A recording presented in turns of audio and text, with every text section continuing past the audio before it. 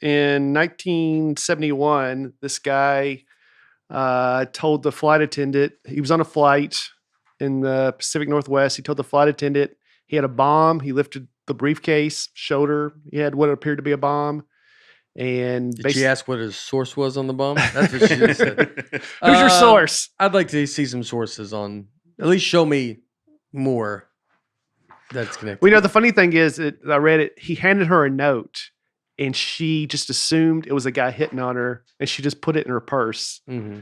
And then he was like, ma'am, you might want to read that note. Mm-hmm. And then she read it and it was like, I have a bomb.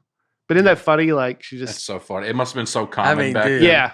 He goes, she's like, oh. And then she puts it in her purse. And then he's like, he's got to ring the bell again. And then she comes back and he's like, could you read the note? And she's like, oh. And then he's just like, he's just keeping a look at her. Just like, and then she goes, and she's still not going to read it. And then she looks back at him and he's like, read. Like he's doing that. Like that's what he's having to. He thinks it's going to be this cool. Yeah. I have a bomb. He's like, I do have a bomb. He stands up. Everybody's scared and having to be.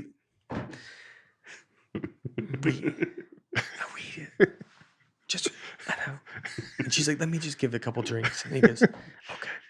And then he has to let him get and then she does a couple drinks, another note probably from another guy. And he's like, and then he's like, no, don't. Now you're going to be confused. She reads that. You read that note first. And then he sits finally and she goes, I have a bomb. She looks and he goes, yeah, I told you. Yeah. A little different. Maybe don't be so judgmental and think every guy's hitting on you, sweetheart. They definitely said sweetheart back then. Hey, toots. Maybe don't think everybody's hitting on you, all right? I don't think you're that hot anyway to begin with. Anyway, I have a bomb. Back to my bomb stuff. So he showed her the bomb and they land the plane. He forces them to land the plane somewhere. They announced to the passengers that there was like a maintenance issue or something.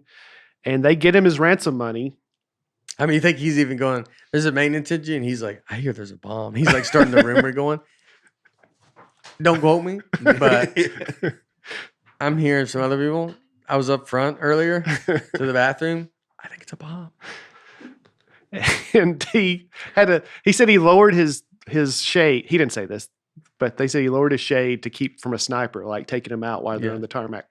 And then so he had a window seat? He's doing this from a window seat? Apparently. Wow. And I think you'd want to be loose. I feel more in control of the situation in an aisle seat. Maybe back then, first class. He had to pass the note across somebody else to the stewardess. Excuse me, can I?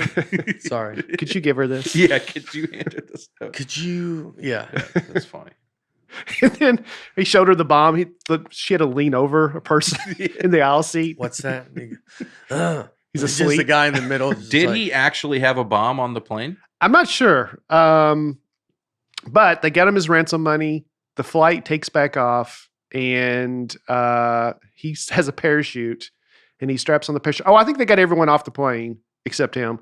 And then the flight takes off, and he jumps from the plane and never found. So, body or I think for some reason I feel like they. Well, what's crazy is like that they got everybody off the plane. Then it kind of but I guess the pilot, so they don't want the pilots to die. So, yeah, the pilot just said that they could tell from the air pressure in the back, like what's going on, and they could tell that a door was opened, and then they finally feel comfortable enough to like, let's go look, and he's gone, and they never found his body.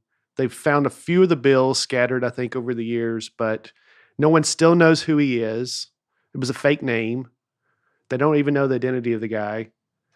So it's kind of a crazy story. You're never going to know. That's what's crazy is you're never going to know. Yeah. There's like a few suspects that they think maybe, but most of them are dead now. Do they know how old this guy looked back then? Because this is 1971. Yeah. I'm wondering, what are the chances this guy's still alive? I think they thought he was in his 40s. Okay, so probably not. Yeah, he'd be in his 90s. Yeah, maybe 90s by now. Yeah. Super. How much money was it? I feel like it was like 200,000. Yeah. You think you got to... Yeah, he extorted 200,000, equivalent to 1,260,000. It's over $1 million. They always say that was equivalent. I guess for then, but then 2000 though, does his money go up? Everybody says, "Oh, today that's like Paulo Escobar." We talk about that was the equivalent of, and you're like, but it's not that money. So like now, it doesn't mean you hit, or does it mean like you hit 2000? I think it means 200,000 had the spending power that that 1.2 million had has today. Right. Yeah. Okay. I never could wrap my head around why people always said that. You just explained it. Good job, Aaron. I think I have no idea if that's true, but no, I think that's how I've always thought. I think that's it. Yeah. That's a good way to think of it. Yep. That's a pretty crazy story. Dude, is $1 million worth doing? I was just thinking, is it worth doing that for? I mean, you got to think $1 million is a lot. And so if you're someone that doesn't have a regular, say this guy's making $10,000 a year. I mean, he's like, he can go live forever. He just, he probably is alone, probably just stayed on his own, went and just bought wherever he jumped out of, and then just eventually got, no one knew who he was. That girl, They said there was a lot of copycats after that were not successful, but other people tried it. Yeah. You just got to think best case scenario. He has $1 million, but he has to live the rest of his life in hiding. That's best case scenario. But not really. They don't know him. I mean, so no one ever saw him, right? It seems like the FBI, none of them ever saw him. I mean, they have a description just from the flight attendant. Yes. So they have a description of the flight attendant. Most people look basically all the same anyway. So unless you have two thumbs, some weird thing, he's going to just kind of blend in. They have no cameras at what point do they even just give up and go, he did it. He got away. Yeah. Like, do they ever try to? Well, it says the FBI suspended the investigation in 2016. So in 2016, they finally go, that's enough. We're done. And I mean, he's some guy's in an office and he's been there since 1971. And he's like, what's that? Suspended.